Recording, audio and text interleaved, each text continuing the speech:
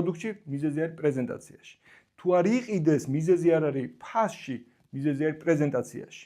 საკმარისია გააუმჯობესო პრეზენტაცია, უფრო მეტი გეტყვის მინდას და ხშირ შემთხვევაში უფრო მეტსაც გადაგიხდიან. რეალურ მაგალითს მოგიყვები.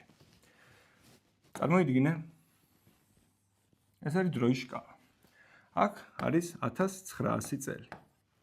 ეს არის ჯიმ კირბი, რომელსაც მოსდის იდეა, რომ შექმნას მტვერსასრუტი, რომელიც შეცვლის და გაამარტივებს სახლის დალაგების და მოვლის პროცესს. 1900 წელს მოსდის იდეა და 1906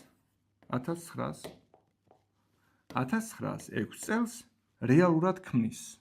აქ არის პროდუქტი, რომელიც შექმნა. ეს პროდუქტი დღეს მდგომარეობით, დღეს არის 2026. დღეს მდგომარეობით გაყიდულია